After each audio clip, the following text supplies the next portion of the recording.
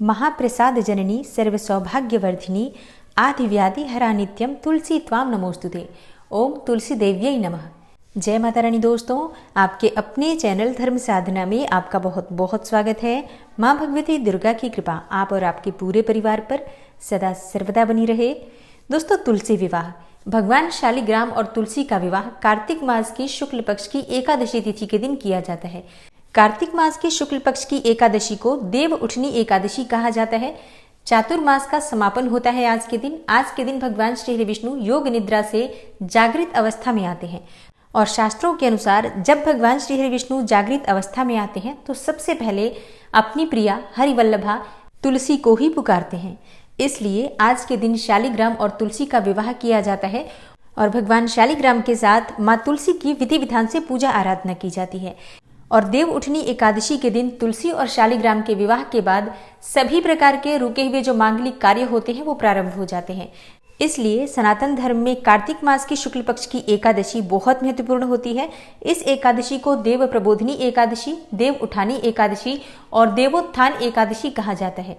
तो आज की वीडियो में मैं आपसे बात करने वाली हूँ कि साल 2022 में तुलसी विवाह कब है, एकादशी की तिथि कब प्रारंभ होगी, कब समाप्त होगी और तुलसी विवाह करने का शुभ मुहूर्त क्या है, तुलसी विवाह करने की विधि क्या होती है, तुलसी और शालिग्राम की पूजा करते समय किन बातों का ध्यान रखना चाहिए, किस प्रकार से विवाह को आसानी से आप संपन्न कर सकते हैं घर में ही, इसकी संपूर्ण जानकारी आपको आज की वीडियो में शेयर करने वाली हूँ। तो वीडियो को पूरा जरूर देखिए और अगर आपको आज की वीडियो अच्छी लगे तो इसे लाइक भी जरूर कीजिए, क्योंकि आपके लाइक्स, आपके कमेंट्स मेरे लिए बहुत महत्वपूर्ण होते हैं। ये एकमात्र जरिया है जिनसे मुझे पता चलता है कि आपको ये वीडियो अच्छी लगती है और आपके लिए ये वीडियो उपयोगी है।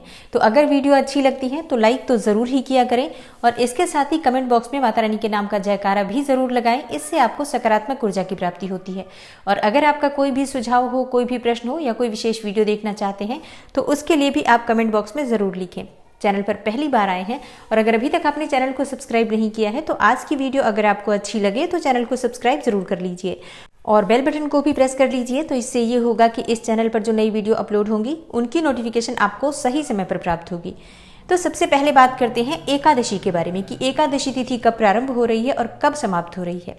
तो देखिए, कार्तिक मास की शुक्ल पक्ष की एकादशी तिथि प्रारंभ होगी 3 नवंबर की शाम को 7:30 पर और समाप्त होगी 4 नवंबर की शाम को 6:08 पर। तो देव उठनी एकादशी का व्रत हम धारण कर रहे हैं 4 नवंबर को शुक्रवार के दिन। और जो भक्त चातुर्मास का व्रत कर रहे हैं, जैसे कि आषाढ़ मास की देवशयनी एकादशी से और कार्तिक मास की देव उठनी एकादशी तक का चातुर्मास का व्रत होता है। तो बहुत से भक्त ये चातुर्मास का व्रत करते हैं। तो अगर आप में से कोई भी चातुर्मास का व्रत कर रहे हैं तो उद्यापन आप देव उठनी एकादशी के दिन करेंगे, मतलब 4 नवंबर को चातुर्मास के व्रत का उद्यापन होगा। और बहुत से भक्त कार्तिक मास का जो स्नान होता है वो आश्विन मास की शुक्ल पक्ष की एकादशी से प्रारंभ करते हैं। तो अगर आपने आश्विन मास की शुक्ल पक्ष की एकादशी से कार्तिक मास का व्रत और स्नान शुरू किया है तो आप कार्तिक मास की शुक्ल पक्ष की एकादशी मतलब देव उठनी एकादशी के दिन आप अपने व्रत का उद्यापन करेंगे। 4 नवंबर 2022 को आप अपने कार्तिक स्नान और व्रत का उद्यापन कर सकते हैं।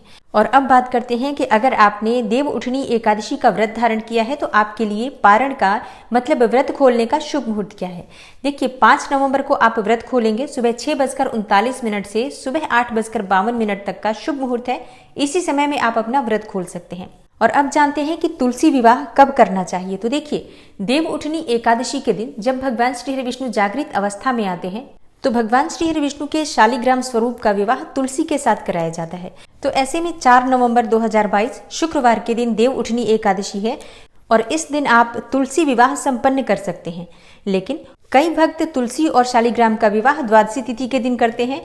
तो ऐसे में आप 5 नवंबर को तुलसी विवाह संपन्न कर सकते हैं। द्वादशी तिथि प्रारंभ होने का समय मैं आपको बता दूं, द्वादशी तिथि प्रारंभ हो रही है 5 नवंबर की शाम को 6:08 से और समाप्त होगी 6 नवंबर की शाम को 5:06 पर। और अब कई भक्तों का प्रश्न होता है कि किस दिन करना ज्यादा श्रेष्ठ होगा। तो देखिए, शास्त्रों के अनुसार तुलसी और शालिग्राम का विवाह आप एकादशी तिथि से मतलब कार्तिक मास की शुक्ल पक्ष की एकादशी जिस दिन भगवान श्री विष्णु योग निद्रा से बाहर आते हैं, तो एकादशी से लेकर और पूर्णिमा तिथि तक, कार्तिक मास की पूर्णिमा तिथि तक किसी भी दिन तुलसी और शालिग्राम का विवाह कर सकते हैं। और शास्त्रों के अनुसार तुलसी और शालिग्राम विवाह के लिए एकादशी से पूर्णिमा तक सभी तिथियां श्रेष्ठ होती हैं। तो आप अपनी इच्छा के अनुसार एकादशी के दिन या द्वादशी के दिन किसी भी दिन विवाह संपन्न कर सकते हैं। और अब जानते हैं कि तुलसी और शालिग्राम का विवाह किस प्रकार से करना चाहिए। तो देखिए, सबसे पहले जहां पर आपको तुलसी और शालिग्राम की स्थापना करनी है, विवाह जहां पर संपन्न कराना है, उस जगह की अच्छी तरह से साफ सफाई कर लीजिए। और वहां पर आप चाहें तो मंडप बना सकते हैं, गन्ने से मंडप बना सकते हैं, चाहे तो केले के खंभों से मंडप बना सकते हैं। अच्छी तरह से मंडप की तरह सजाना चाहिए। उसके बाद से आप 2 चौकी रखिए, छोटी छोटी चौकियां रख लीजिए। एक चौकी पर आपको तुलसी की स्थापना करनी है और एक चौकी पर आपको शालिग्राम की स्थापना करनी है। शालिग्राम की स्थापना माँ तुलसी के दाईं तरफ की जाती है।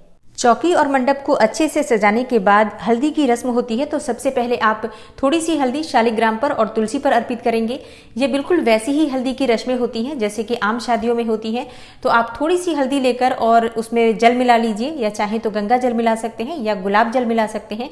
मतलब जो भी आपके पास उपलब्ध हो उसी से आप हल्दी को थोड़ा सा लिक्विड करेंगे और उसके बाद ये हल्दी आम के पत्ते से उठाकर आप शालिग्राम के ऊपर अर्पित कीजिए।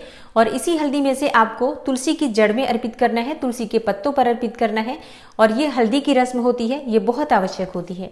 और इसके बाद जल से या पंचामृत से, जो भी आपके पास उपलब्ध हो, उससे आप भगवान शालिग्राम का अभिषेक करेंगे और तुलसी की जड़ में भी थोड़ा सा जल और पंचामृत अर्पित करेंगे। और स्नान के बाद वस्त्र अर्पित करना चाहिए। तो आपको पीले रंग का वस्त्र शालिग्राम को अर्पित करना है और माँ तुलसी को आप लाल चुन्नी अर्पित कीजिए। और वस्त्र अर्पित करने के बाद आप पीले चंदन से भगवान श्री हरि विष्णु के शालिग्राम स्वरूप का श्रृंगार करेंगे। और इसके बाद तुलसी माता का भी श्रृंगार करेंगे। तो तुलसी माता का श्रृंगार आप किस प्रकार से करेंगे? देखिए, आज के दिन तुलसी में 16 श्रृंगार की वस्तुएं चढ़ती हैं। तो आपके पास जो भी उपलब्ध है, जैसे कि तुलसी को लाल चूड़ियां आज अर्पित करनी चाहिए, मेहंदी भी जरूर अर्पित करना चाहिए और बिंदी के पत्ते भी लाल होने चाहिए, मतलब लाल बिंदी माँ को अर्पित की जाती है। इसके अलावा भी आप जैसे कि महावर ले सकते हैं या और भी श्रृंगार की सामग्री आप लेकर माँ तुलसी को अर्पित कर सकते हैं। और सभी श्रृंगार करने के बाद, उनको चुन्नी अर्पित करने के बाद आप माँ तुलसी को सिंदूर अर्पित करेंगे। देखिए, पूरे कार्तिक मास में माँ तुलसी को सिंदूर अर्पित नहीं किया जाता है। शास्त्रों के अनुसार पूरे कार्तिक मास में माँ तुलसी तपस्या कर रही होती हैं कि जब श्री हरि विष्णु जागृत अवस्था में आएंगे तो उनका विवाह शालिग्राम के साथ होगा। तो इसलिए पूरे कार्तिक मास में सिंदूर नहीं अर्पित किया जाता है। और आज ही के दिन, मतलब कार्तिक मास की शुक्ल पक्ष की देव उठनी एकादशी के दिन शालिग्राम और तुलसी का विवाह संपन्न करके तुलसी को सिंदूर अर्पित किया जाता है। तो तुलसी माता को सिंदूर सुहागिन स्त्री ही अर्पित करती है। सुहागिन स्त्रियों को चाहिए कि आज के दिन माँ तुलसी को 16 श्रृंगार की वस्तुएं भी अर्पित करें और सिंदूर उन्हें अपने हाथों से कम 5 बार जरूर लगाएं। और उसके बाद वही उंगली जिससे आपने माँ तुलसी को सिंदूर अर्पित किया है, वही उंगली आप अपनी मांग में भर लीजिए। माँ तुलसी से प्रार्थना कीजिए अपने अखंड सौभाग्य के लिए और सुखद दाम्पत्य जीवन के लिए। और सिंदूर अर्पित करने के बाद तुलसी और शालिग्राम के फेरे कराने चाहिए। तो ध्यान रखिए, घर का कोई पुरुष सदस्य ही शालिग्राम की चौकी को उठाकर और तुलसी के चारों तरफ 7 बार परिक्रमा करते हैं और ये काम कोई पुरुष सदस्य ही कर सकता है, इस बात का ध्यान रखिए। तो तुलसी और शालिग्राम का विवाह संपन्न हो गया। अब आप विधि विधान से तुलसी और शालिग्राम की संयुक्त रूप से पूजा कीजिए। मतलब शालिग्राम को पीले पुष्प अर्पित करें, माँ तुलसी को लाल पुष्प अर्पित करें और इसके बाद तुलसी और शालिग्राम को भोग अर्पित करें। भोग में क्या चीजें बनानी चाहिए? देखिए, आज के दिन जब हम तुलसी विवाह करते हैं तो घर में पूरी सब्जी, जिस प्रकार से नॉर्मली शादियों में पकवान बनाए जाते हैं, उसी प्रकार से आप आज के दिन बना सकते हैं, खीर बना सकते हैं। एकादशी के दिन अगर आप विवाह संपन्न कर रहे हैं तो ऐसे में आप चावल की खीर नहीं बनाएंगे, लेकिन आप मखाने की खीर बना सकते हैं या चाहे तो साबूदाने की खीर बना सकते हैं। और इसके अलावा आप फल और मिठाई का भी भोग अर्पित कर सकते हैं। विधि विधान से पूजा संपन्न करने के बाद आपको शालिग्राम और तुलसी की आरती करनी चाहिए। और हाँ, तुलसी और शालिग्राम का जब विवाह कर रहे हैं, आप पूजा कर रहे हैं, तो उस समय में मंत्रों का जप करते रहिए। आप किसी भी मंत्र का जप कर सकते हैं, माँ तुलसी के मंत्र का जप कर सकते हैं, जैसे कि ओम तुलसी देव्यै नमः, या तुलसी रामाष्टक का पाठ कर सकते हैं, तुलसी स्तोत्र का पाठ कर सकते हैं, या फिर आप चाहें तो भगवान श्री हरि विष्णु के किसी भी मंत्र या स्तोत्र का पाठ कर सकते हैं। मंत्रोच्चारण के साथ ही पूजा संपन्न करनी चाहिए और जब आपकी पूजा पूर्ण हो जाती है तो उसके बाद आरती करनी चाहिए।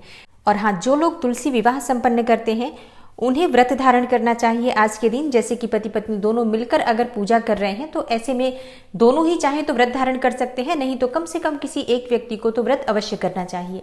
और हाँ, तुलसी विवाह में आप चाहे तो अपने सगे संबंधियों को, अपने दोस्त रिश्तेदारों को बुला सकते हैं। जिस प्रकार से आप अपने घरों में शादियां जो होती हैं उसमें लोगों को इन्वाइट करते हैं, उन्हें बुलाते हैं, उन्हें भोजन कराते हैं, उसी प्रकार से इस शादी में भी आप अपनी इच्छा के अनुसार कुछ लोगों को घर बुलाकर उन्हें भोजन करा सकते हैं। और हाँ, तुलसी विवाह आप चाहें तो किसी ब्राह्मण के द्वारा भी संपन्न करवा सकते हैं, जैसे किसी ब्राह्मण को बुलाकर और विधि विधान से तुलसी और शालिग्राम का विवाह संपन्न करवा सकते हैं। या फिर जो मैंने आपको विधि बताई है, इस विधि से आप स्वयं भी बिना किसी ब्राह्मण के अपने घर में सभी पूजा संपन्न कर सकते हैं। लेकिन आपको ब्राह्मण के निमित्त दान अवश्य करना है, जैसे कि कम से कम एक व्यक्ति के भोजन की सामग्री, जिसे सीधा कहा जाता है, वो निकाल कर रख दीजिए। आप चाहें तो किसी ब्राह्मणी के निमित्त सुहाग की सामग्री का दान कर सकते हैं।